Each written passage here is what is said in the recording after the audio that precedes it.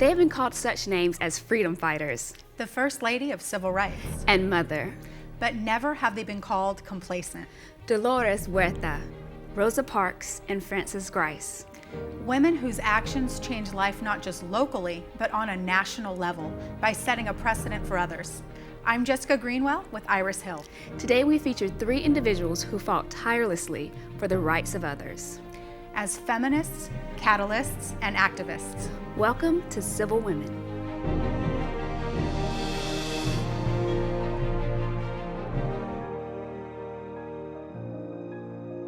Few have contributed as much to the advancement of oppressed groups as Presidential Medal of Freedom winner Dolores Huerta. Huerta was born on April 10, 1930. Raised by a single mother who overcame the odds by opening a large hotel providing shelter to low-wage workers, she spent her childhood in the highly diverse community of Stockton, California. After starting a career as a teacher, Huerta saw the misery of students living in poverty and felt called to a life of fighting injustice. With the legendary Cesar Chavez, she founded the National Farm Workers Association, but that was just the start of her accomplishments. She went on to successfully lobby for unprecedented gains for farm workers, including disability insurance and the right to unionize. As revolutionary as her work for agricultural laborers was, her fights for women were no less significant. Often partnering with feminist icon Gloria Steinem, Huerta traveled across the country on behalf of the feminist majority, encouraging women to run for office and leading to significantly more female representation at every level of government. She remains a social justice warrior, and we at the Empire Network PBS were honored to interview her during Women's History Month. Who's got the power? They've got the highest number of women ever that are now running for political office at all different types of levels. And I do believe that we have a political reawakening that is happening in the United States right now. Dolores Huerta is a living legend. We had a packed auditorium here at Valley College listening to her, and she got everybody on their feet, everybody wanting to work together toward a better world, and everybody saying, yes we can, yes we can.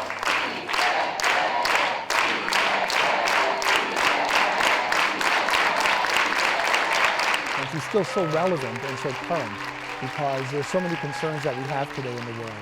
I hope that the Me Too movement is just the beginning.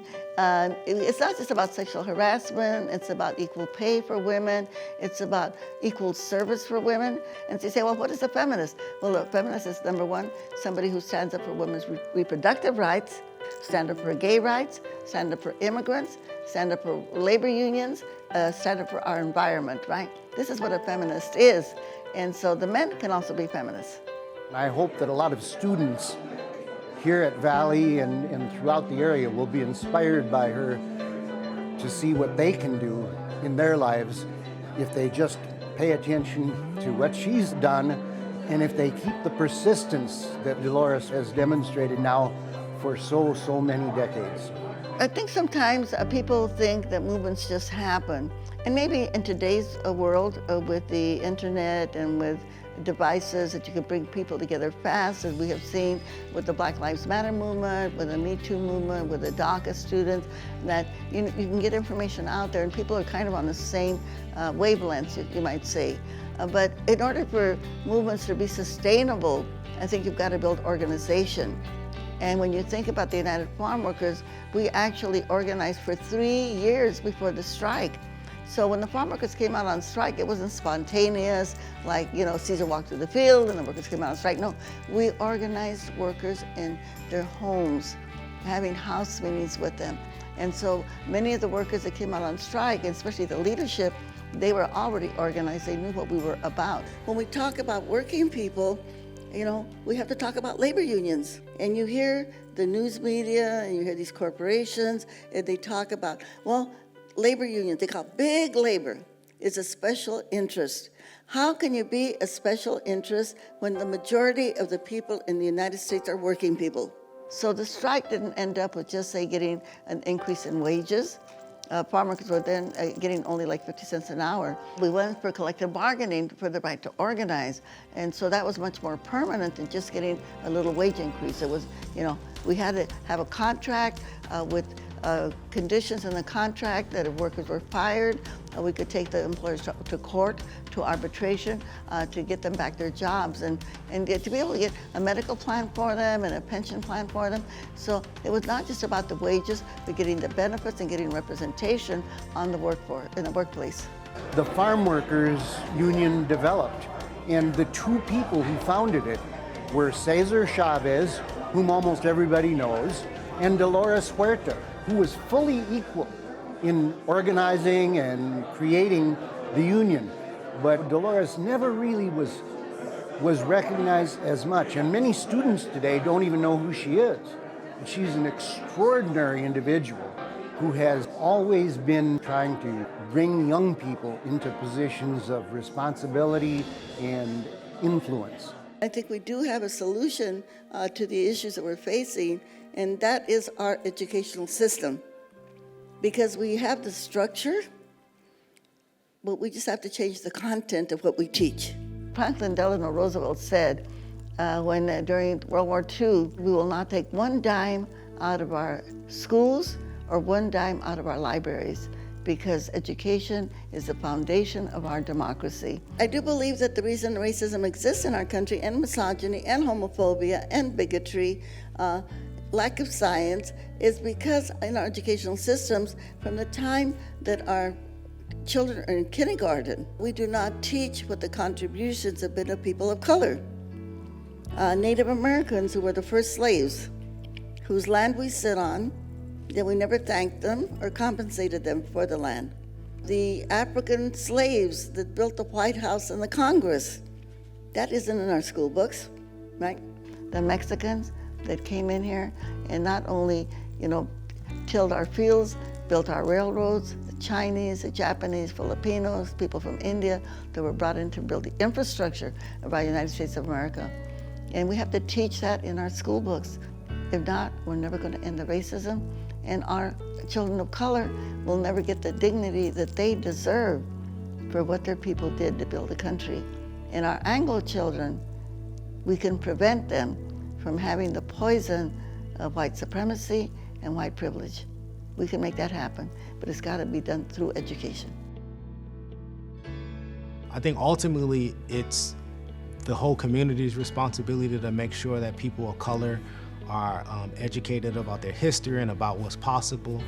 And teachers at every level, from the kindergarten, the pre-K, all the way up to the professors in the highest you can go, educate yourself about the people that you're going to be teaching. I think that's the respectful thing to do. Yeah. My students. Yes. Professors can motivate students, they can encourage students to get involved, and aside from doing a good job and writing papers, how are you going to really be able to implement or put it into practice? Being able to see the contributions that people of color has made to America and to the world, that changes the game for a young person, because if you're not talking about me, then, I'm tuning out. If you want me to be something great, then you have to show me something great. To watch a woman like her just rise to the notoriety that she has and work so hard for other people is like, I wanted to be that even though I was an immigrant. And she gave me hope that despite my immigration status, that there were things that I could do for other people that would make me and a little piece of my world a better place. Student involvement, community involvement is crucial. It's absolutely key. We are the majority, but if people stay home and they don't vote, then we lose. We've got to be politically savvy. When I saw the movie Dolores, I kind of reflected back on my own life, and there's one scene in the movie where they show Cesar Chavez, Larry Leong, and then all these men, and they're signing the contracts that we finally won after this big, huge boycott when we got 17 million Americans to stop eating grapes. I'm not in that picture. Now, I did the boycott, okay? I negotiated the contracts with all these growers, but I'm not in the picture. I'll tell you why. Because when we were sitting down after getting ready to sign those contracts, Brother Larry Eatleon came up to me. He said, Dolores, do you mind if I have your seat? I was sitting next to Caesar. And I said, oh, of course, Larry. I got up and walked away. Women, don't ever do that. I just appreciate the candor that she brings to the female perspective, especially as a woman of color, because it's not always heard in the media and definitely not in the public. Women are sorely needed in our society, and not just as mothers and wives and sisters, but we need women as leaders, because we as women, we have a different intuition, we think differently, and if there's somewhere that you feel that you should be, you put yourself there. Because remember this, a woman's place is not only where she wants to be, but a woman's place is where she needs to be. And if somehow you're not in that space where your voice is needed, you step into that space. You don't have to wait to be invited. A woman who didn't wait for an invitation to change history was Rosa Parks. Parks has been revered as one of the most influential people of the 20th century. She was born in my home state of Alabama in 1913. Exposed to segregation at an early age, Rosa walked to elementary school since black children were not allowed on the bus. At 19, she met Raymond Parks, a member of the Montgomery NAACP. The two were married and she joined the organization as a youth leader and a secretary. On December 1st, 1955, after her shift as a seamstress in a store, Parks refused to obey the bus driver's order to relinquish her seat in the colored section to a white passenger. Following her arrest, Parks called NAACP President Edie Nixon. Within hours, the Women's Political Council, a group created to address issues for black bus patrons, took charge. Black community leaders organized a nonviolent bus boycott that lasted 381 days. A young Reverend Dr. Martin Luther King Jr. was appointed spokesperson, and the boycott continued for more than a year. In June, the federal district court ruled that the city's segregation policies were unconstitutional, and that was upheld by the Supreme Court in November. Montgomery announced its compliance the next month, a year after the protests began.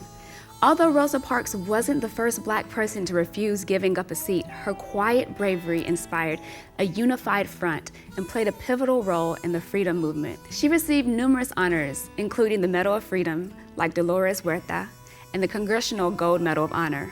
Parks passed away at the age of 92 in 2005. On February 27, 2013, Congress dedicated a statue to Rosa Parks in the United States Capitol, approximately 100 years after her birth. That is why this statue belongs in this hall. And she has other such tributes around the country, but the newest was unveiled in San Bernardino, California, during February of 2018. What a beautiful day to commemorate the unveiling of the Rosa Parks statue here in downtown San Bernardino.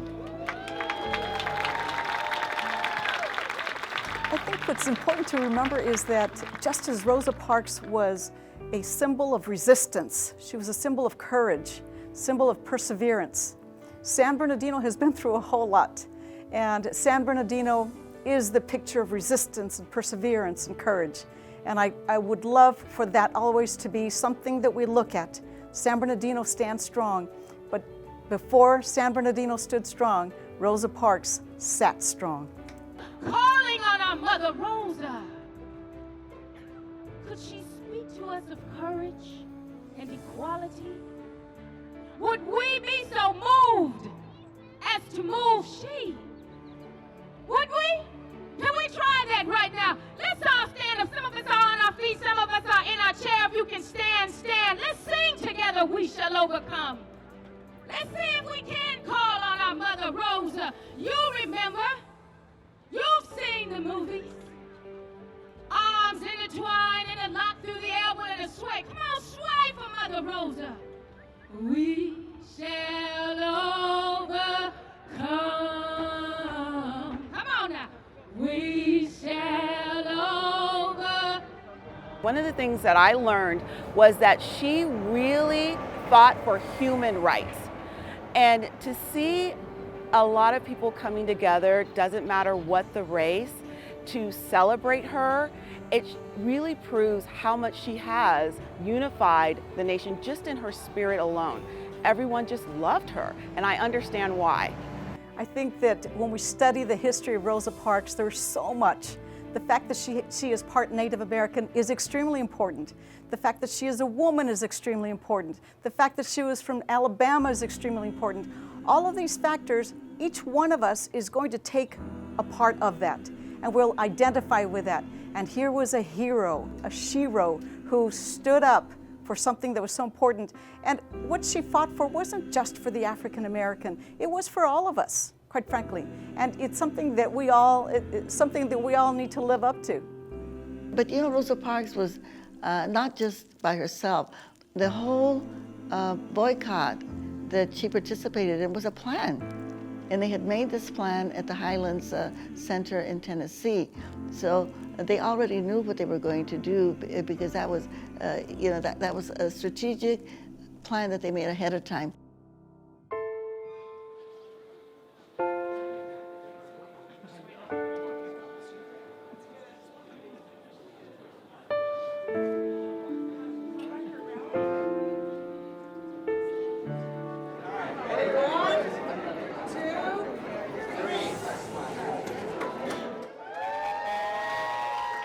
Oh, I'm proud and humble to be able to do an icon like Rosa Parks.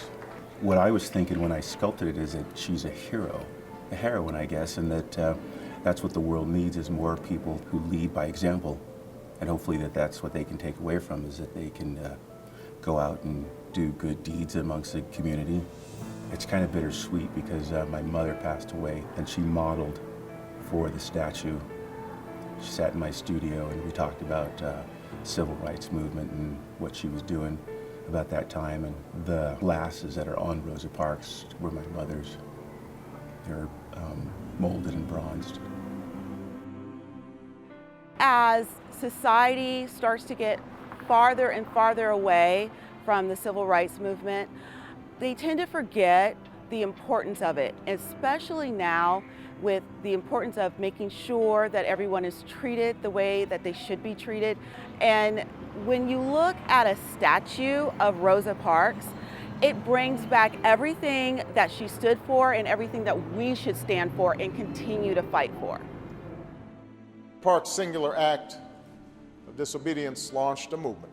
The tired feet of those who walked the dusty roads of Montgomery helped a nation see that to which it had once been blind. We shall overcome someday. Rosa Parks said in her autobiography, My Story, that it isn't true she gave up her seat because of being tired at the end of a workday. What was the real story? She was tired of giving in.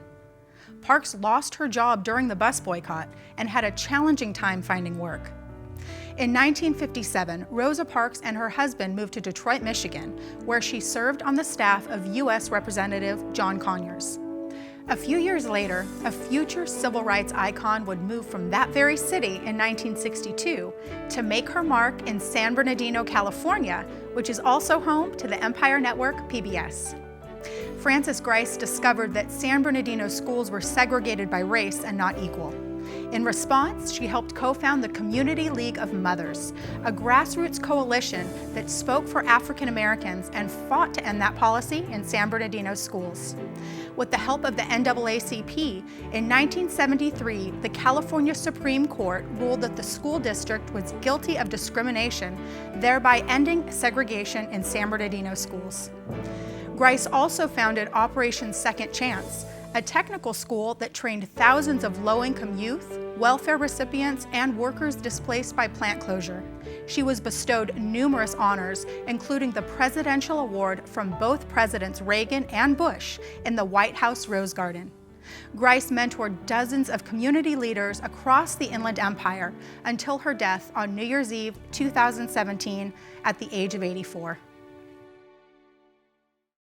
Frances always was. Frances was an icon in this community.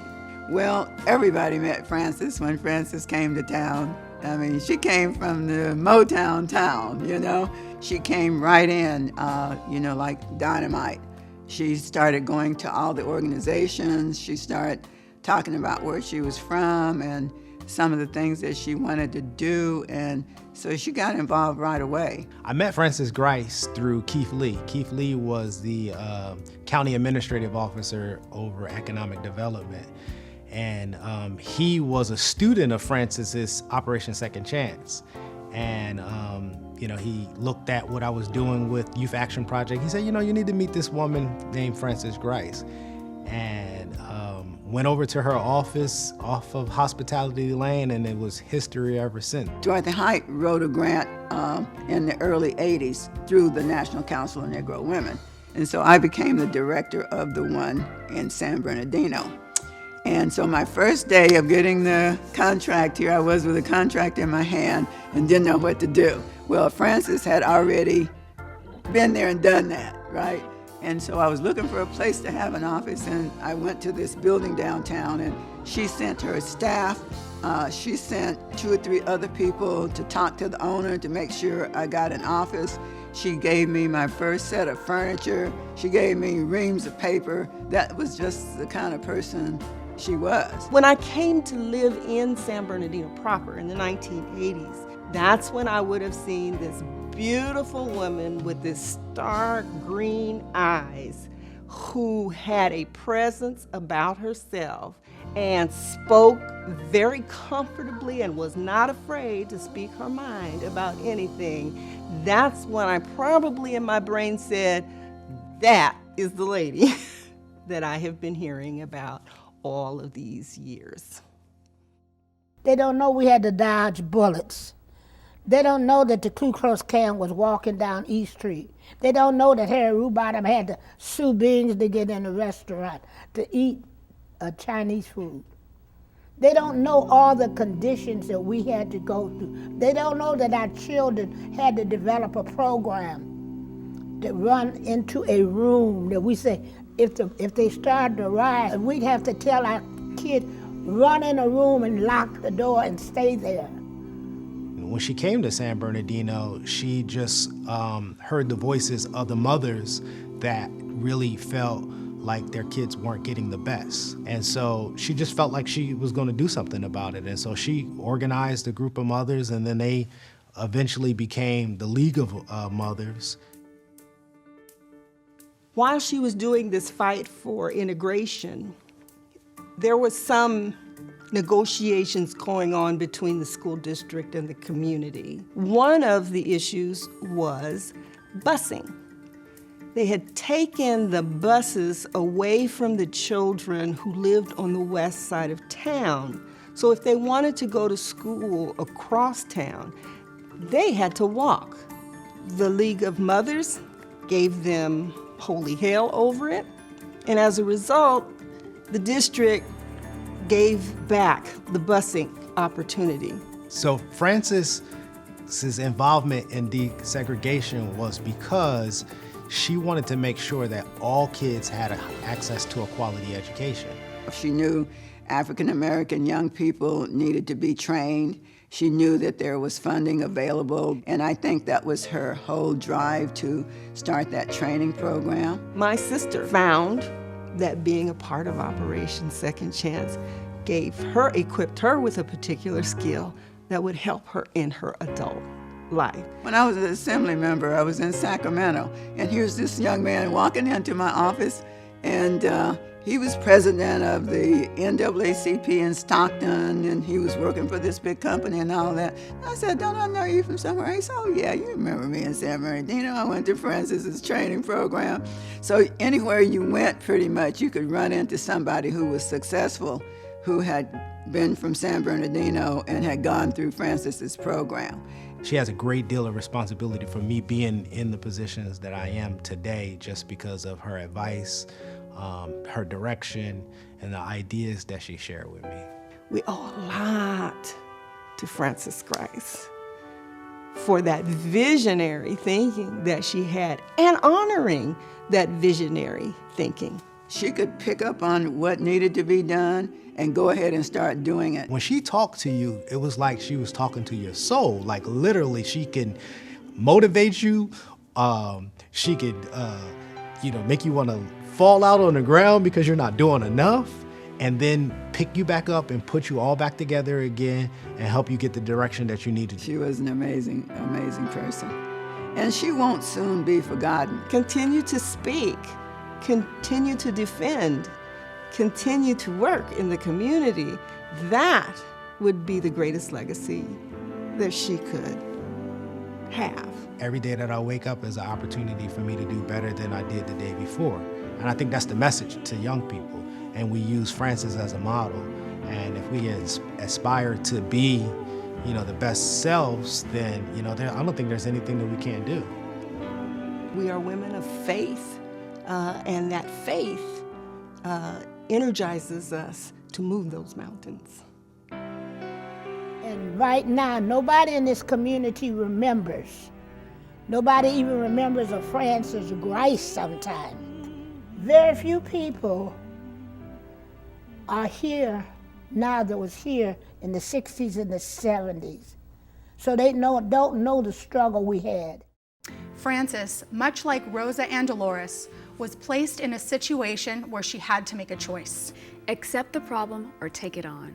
It can be argued that if Rosa hadn't given up her seat, or if Dolores had never led a protest, or if Frances had allowed schools to remain segregated, the world would be a very different place. Thankfully, they didn't. Their legacies reveal the personal power that we all possess to make a difference. And thus are true role models for courage in the face of injustice. We hope that you've been both inspired and enlightened. For the Empire Network PBS, I'm Iris Hill. And I'm Jessica Greenwell. Thanks for watching.